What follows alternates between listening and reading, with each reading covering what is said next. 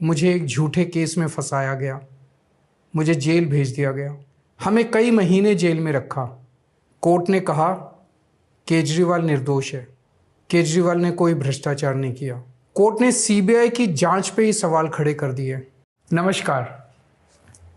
जिंदगी में कई बार ऐसे मौके आते हैं जब जीत या हार मायने नहीं रखते। उससे भी बड़ा हो जाता है सही और गलत का सवाल। क्या सही है और क्या गलत है। ऐसे समय में हमें ये तय करना होता है कि हम मुश्किल रास्ता चुनेंगे या आसान रास्ता। आज मैं भी एक ऐसे मोड़ पे खड़ा हूँ। आप सब जानते हैं कि मुझे एक झूठे केस में फंसाया गया। मुझे जेल भेज दिया गया। एक चुनी हुई सरकार को गलत तरीके से गिरा दिया गया। हमें कई महीने जेल में रखा, पर आखिरकार सच की जीत हुई। 27 फरवरी को अदालत ने मुझे पूरी तरह निर्दोष घोषित कर दिया। कोर्ट ने कहा केजरीवाल निर्दोष है। केजरीवाल ने कोई भ्रष्टाचार नहीं किया। कोर्ट ने सीबीआई की जांच पे ही सवाल खड़े कर दिए और जांच अधिकारी के खिलाफ एक्शन लेने के आदेश दे दिए। लेकिन सच का रास्ता आसान नहीं होता। सीबीआई ने तुरंत इस फैसले को हाई कोर्ट में चुनौती दी और ये केस जस्टिस स्वर्णकांता शर्मा जी के सामने लगा। तब मेरे मन में एक बहुत बड़ा सवाल उठा, क्या इनके सामने मुझे न्याय मिलेगा। मेरे मन में ये प्रश्न क्यों आया? इसके कई कारण हैं, पर 2 कारण मुख्य हैं।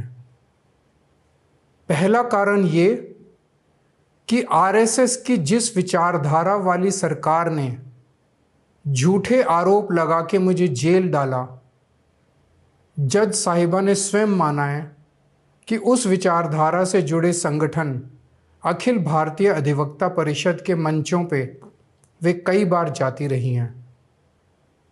मैं और आम आदमी पार्टी उस विचारधारा के घोर विरोधी हैं। ऐसे में क्या उनके सामने मुझे न्याय मिल सकता है? दूसरा कारण कॉन्फ्लिक्ट ऑफ इंटरेस्ट। कोर्ट में मेरे विपक्ष में केंद्र सरकार की सीबीआई है और जस्टिस स्वर्णकांता जी के दोनों बच्चे केंद्र सरकार में काम करते हैं। उनके दोनों बच्चे केंद्र सरकार के वकीलों के पैनल में हैं। हमारे सामने कोर्ट में दूसरी ओर से वकील हैं सॉलिसिटर जनरल श्री तुषार मेहता जी। तुषार मेहता जी दोनों बच्चों को केस देते हैं। उन्हें कितने केस मिलेंगे, कौन से केस मिलेंगे, ये तुषार मेहता जी तय करते हैं। भारत सरकार के पैनल में लगभग 700 के करीब वकील हैं, लेकिन जस्टिस स्वर्णकांता जी के बेटे सबसे ज़्यादा केस पाने वाले वकीलों में से एक हैं। उनके बेटे को 2023 से 2025 के बीच लगभग 5,904 केस डॉकेट मिले। इससे उनके बेटे को करोड़ों रुपए की फीस मिली। आज की तारीख में उन बच्चों का भविष्य और कमाई दोनों काफ़ी हद तक तुषार मेहता जी पर निर्भर है। तो किसी के भी मन में ये चिंता स्वाभाविक है कि अगर जज साहिबा के बच्चों की कमाई और उनका भविष्य सामने खड़ा वकील तय कर रहा है, तो क्या जज साहिबा उस वकील के खिलाफ फैसला कर पाएंगी? मैं ये स्पष्ट करना चाहता हूं कि मुझे जुडिशरी पे पूरा भरोसा है। मैं जुडिशरी का बहुत सम्मान करता हूं।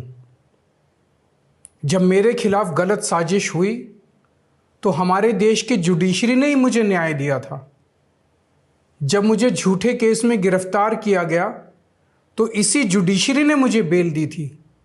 इसी जुडिशरी ने मुझे उसी झूठे केस में दोष मुक्त करार किया है। पिछले 75 वर्षों में जब जब देश पे आंच आई, हमारे देश की जुडिशरी ने देश को बचाया और नागरिकों के हितों की रक्षा की है। मैं जस्टिस स्वर्णकांता जी का भी बहुत सम्मान करता हूँ। मुझे उनसे या उनके परिवार से किसी भी प्रकार की कोई व्यक्तिगत आपत्ति नहीं है, लेकिन न्याय का एक बहुत बड़ा सिद्धांत है, justice should not only be done but should also be seen to be done.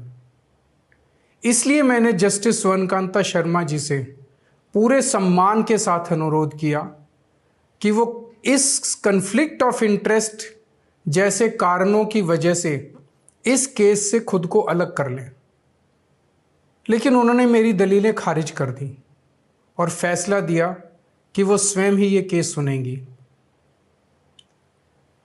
आज मेरे सामने सबसे आसान रास्ता है कि मैं उनका आदेश मान लूं और एक बड़ा वकील खड़ा करके उनके सामने अपना केस लड़ूं। पर यह मुद्दा अब सिर्फ मेरे केस का नहीं है, बल्कि आम लोगों के न्याय प्रणाली पर भरोसे का है। ऐसी दुविधा के मौके पे बापू ने हमें सत्याग्रह का रास्ता दिखाया। बापू ने कहा था कि जब भी किसी अन्याय का सामना करो तो उसका पहला कदम विरोध नहीं बल्कि बातचीत होना चाहिए। अपनी बात अन्याय करने वाले के सामने पूरी विनम्रता के साथ रखनी चाहिए और उसे सुधारने का पूरा मौका देना चाहिए।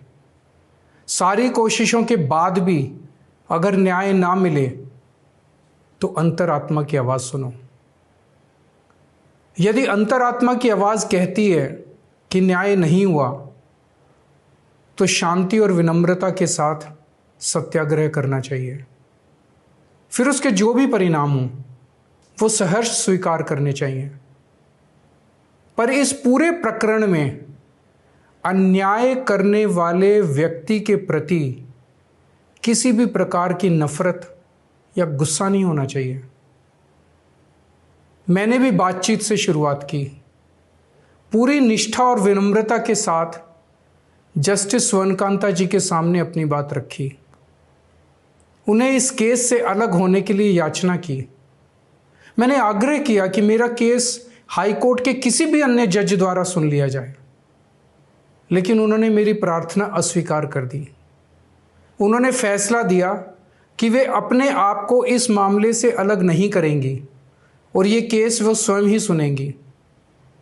उनके दिए गए इस फैसले से मैं पूरी विनम्रता पूर्वक असहमत हूँ। इस पूरे घटनाक्रम के बाद मेरी आशंका और गहरी हो गई है कि क्या उनके सामने मुझे न्याय मिलेगा। बापू के दिखाए रास्ते पर चलते हुए सत्याग्रह की भावना से अब मैंने फैसला किया है कि मैं इस केस में जस्टिस स्वर्णकांता जी के कोर्ट में ना तो स्वयं पेश होऊंगा और ना ही मेरी तरफ से कोई वकील पैरवी करेगा। जस्टिस स्वर्णकांता जी जो भी फैसला सुनाएंगे उस पर समय आने पर मेरे जो भी कानूनी अधिकार हैं, जैसे सुप्रीम कोर्ट में चुनौती देना आदि, वो सभी कदम लेने के लिए मैं स्वतंत्र हूँ। ये बात आज मैंने एक पत्र लिखकर जस्टिस स्वर्णकांता जी को भी सूचित कर दिया है। मेरा जस्टिस स्वर्णकांता जी से किसी प्रकार का व्यक्तिगत विरोध नहीं है। यदि भविष्य में भी कभी उनके सामने मेरा कोई अन्य केस लगता है जिसमें मेरे विरोध में बीजेपी, केंद्र सरकार या तुषार मेहता जी नहीं हैं, तो मैं उनके समक्ष जरूर पेश होऊंगा। आप पूछ सकते हैं कि यदि मैं जस्टिस स्वर्णकांता जी के रिक्यूजल ऑर्डर से असहमत हूं तो उसके खिलाफ सुप्रीम कोर्ट क्यों नहीं जा रहा। उसकी तैयारी कर रहा हूं। ये पूरा मामला बहुत नाजुक और संवेदनशील है। कानून को ध्यान में रखते हुए, जुडिशरी के सम्मान को ध्यान में रखते हुए और लोगों के न्याय व्यवस्था पर भरोसे को ध्यान में रखते हुए एक एक कदम उठाना है। मैं ये कदम अहंकार या किसी विद्रोह या विरोध की भावना से नहीं उठा रहा।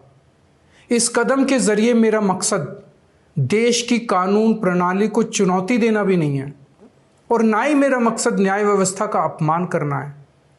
इसी केस में मैंने हर स्टेज पे, हर अदालत में अपना पूरा सहयोग दिया है। मैं न्यायपालिका का बहुत सम्मान करता हूँ। इसी न्यायपालिका की वजह से आज मैं आज़ाद घूम रहा हूँ।